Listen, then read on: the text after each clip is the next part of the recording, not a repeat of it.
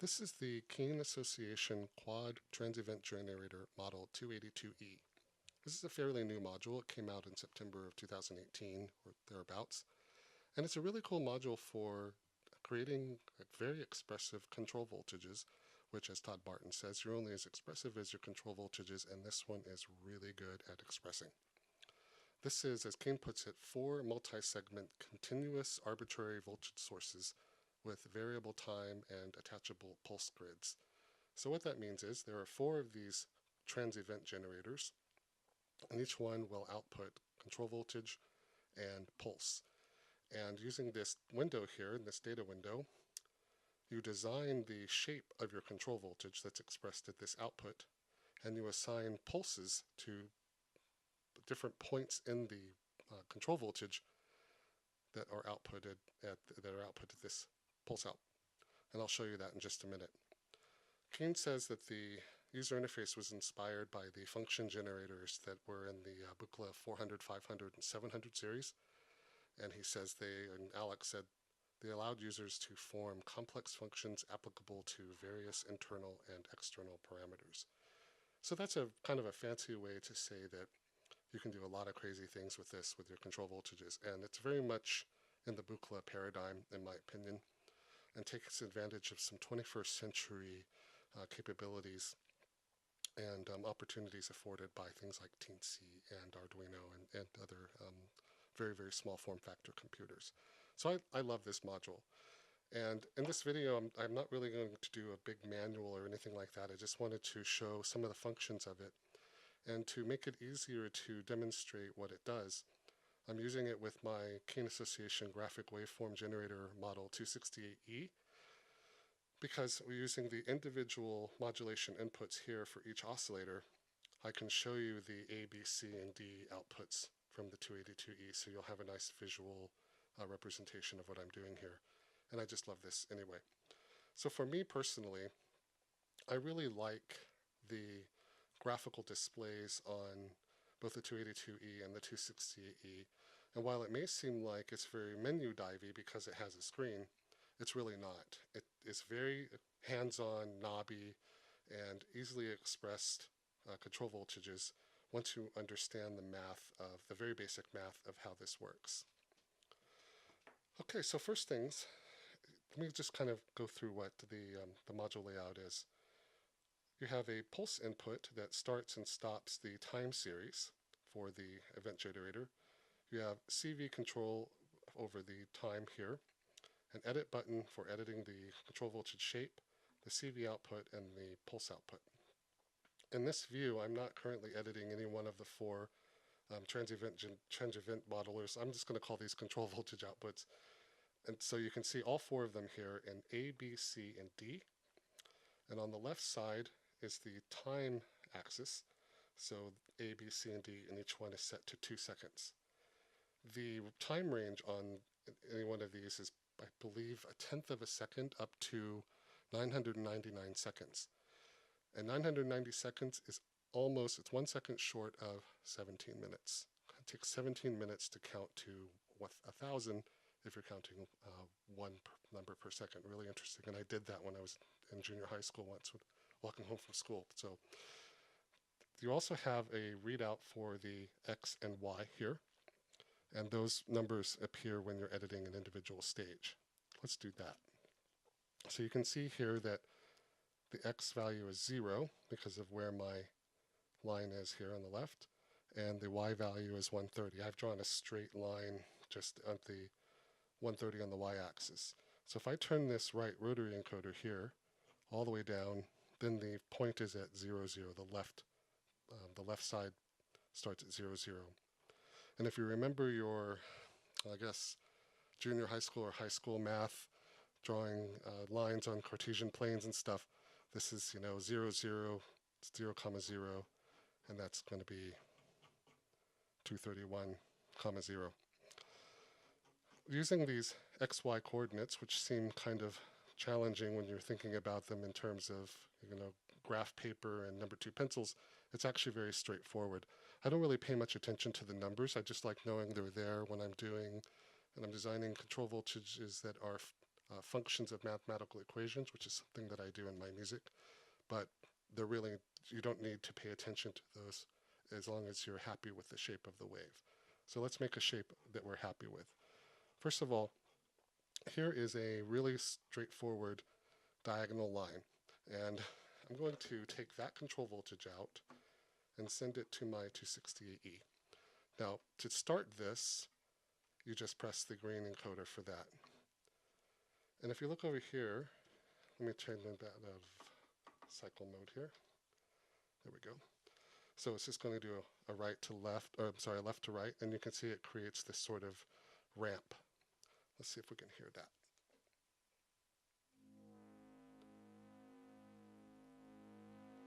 Cool. So I just did very simple ramp wave. Now if I take this same wave and move the y-axis up there, you get something that's very, very similar, as one would expect, I hope.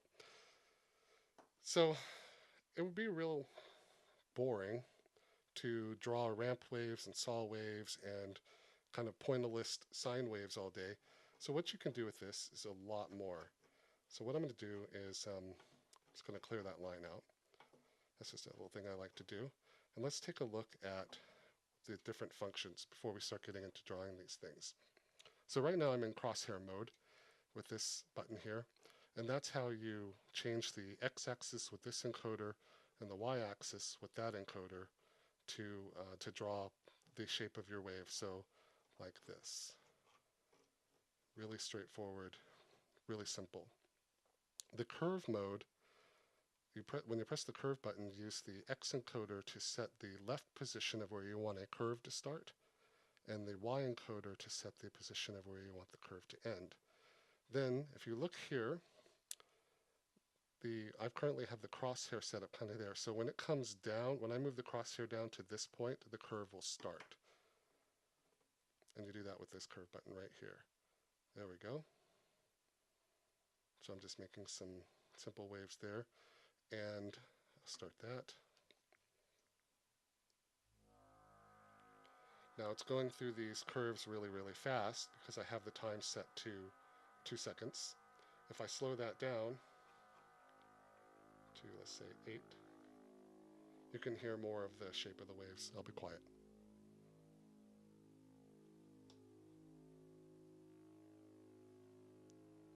Okay, now if I come back and set the axis really, really wide, I'm going to try to draw a really bad sine wave here.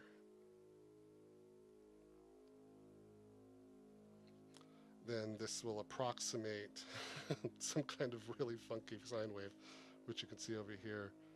It looks like when I was a little kid trying to write what cursive looked like before I learned it. Okay, now the next thing I want to show you is how you can take, let me just clear this out. You can now, one of the really neat things about it is the pulse grid. So anywhere in the express control voltage, with the pulse grid you can assign a pulse. So I'm going to make a very simple wave like that. Oops. There we go. Simple enough. Okay, let me try that again. There we go.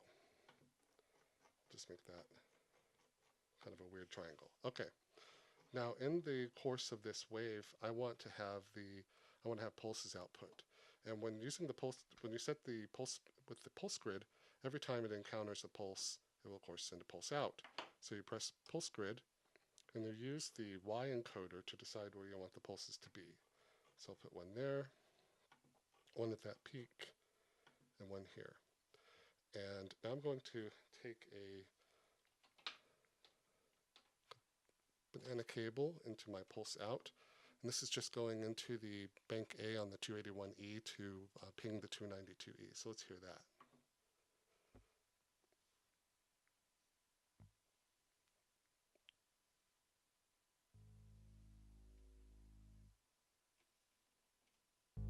There we go. So now with the pulse grid, I want to do something a little bit more interesting.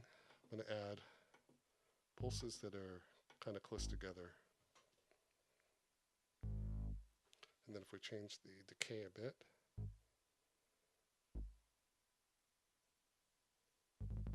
cool. So as you can imagine, you could use that pulse output, assigning them to different places in your wave, especially if you're using the math approach like I do, and have the pulse kick off a 251E sequence that doesn't cycle, that has 4 stages that are sent off really, really slowly to modulate something like the filter sweep in the 291E or the timbre and the 259E or 261E. I mean, all kinds of possibilities there. So because there are 4 of these, if I go back into edit, you can see that I've edited A, and you can see that weird triangle with the pulses in here. This is a really, really nice feature. So if I take that, if I hold down edit on the bank A and press edit on bank B, it makes a copy of it. So now I can take this down to 4 and take the CV out, or the pulse out from that, and send the control voltage to oscillator number 2 on my 268E. And so now what I'm going to expect to happen is that the shape of this waveform will be sent to both oscillators, but the cycle speed for A is 8 seconds and the cycle speed for B is 4 seconds. And I want to have pulses in the same places in the shape of the wave go to the 281E. Now, to make this a little bit more interesting, I'm going to take the 223E pulse output here. Now, when you send a pulse output to the pulse input on a bank, one pulse will start it and another pulse will end it. Something I really like about this, that I discovered during a live performance just accidentally, is when you send a stop pulse, the control voltage time will run its course. So if you send a stop pulse at the beginning, it'll run the full 8 seconds or 4 seconds before the time stops, which is really, really nice compared to the encoders, which turn it off instantly. So let's see how this goes.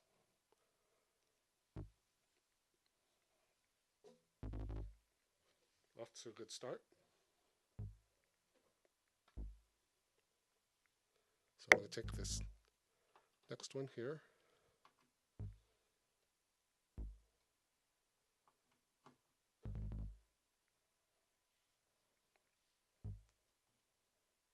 And now I'm going to bring up the volume on my bank B. Okay, we'll start that.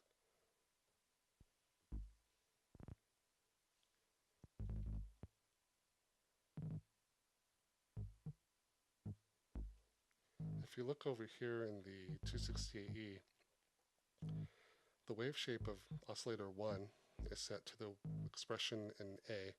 The wave shape of oscillator B is set to the CV expression of of oscillator 2 is set to the CV expression of B.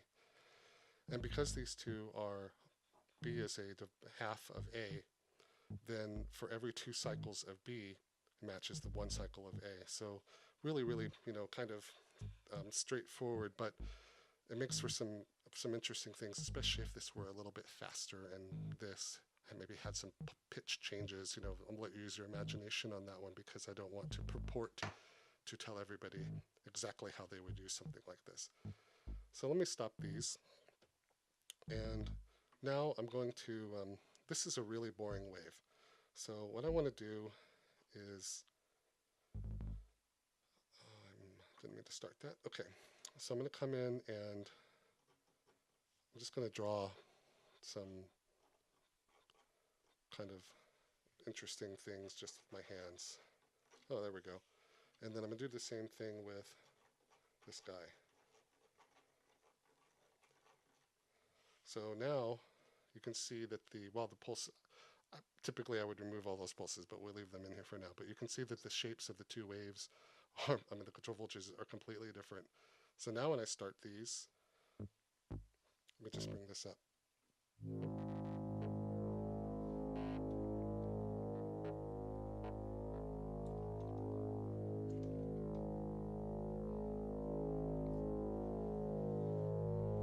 change the speed on the 260-80. So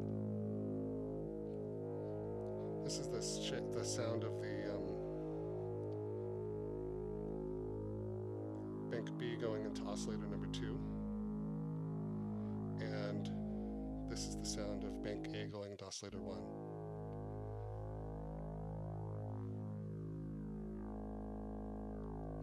So as you follow the shape of the wave here and you listen, you can hear this plateau right there. That becomes way more compelling, I think, when you start modulating pitch or you do frequency modulation on the 260-AE directly.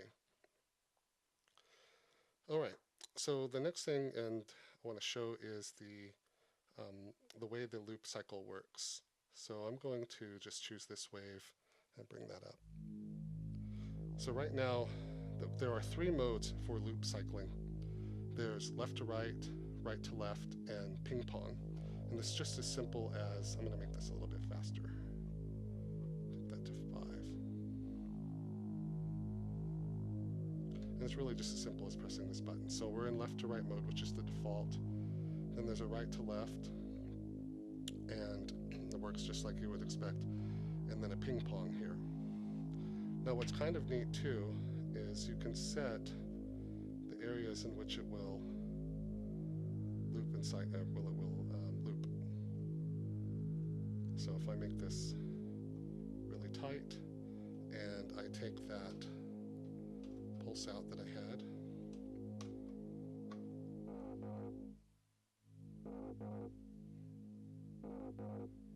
so that becomes kind of interesting, I think. Okay, so that's pretty much how it all works. You know, there are lots of other things you can do with this, and I could probably spend hours explaining it all. Things like sending control voltages into the CV inputs to manage the time series in real time.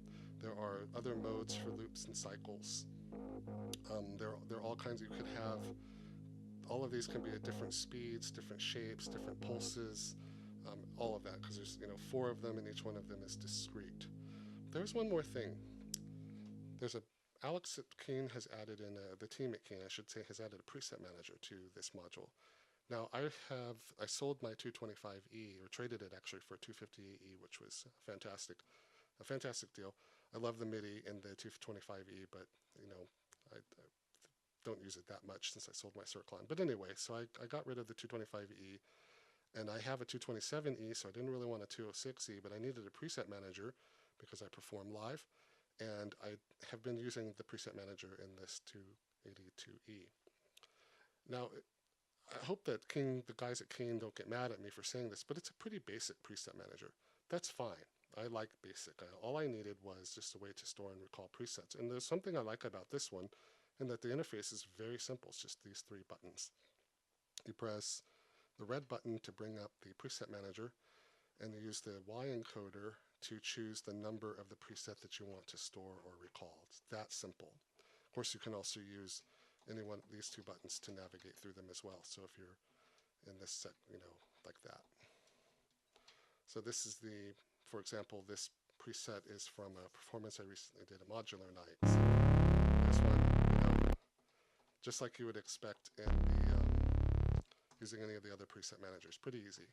But what I like about this one, that the interface is really straightforward for me to use, especially when I'm live on stage and I just want to see and really quickly bring it up. But I also really like this all remote star thing here. What this lets you do is turn off remote enable for all of the modules.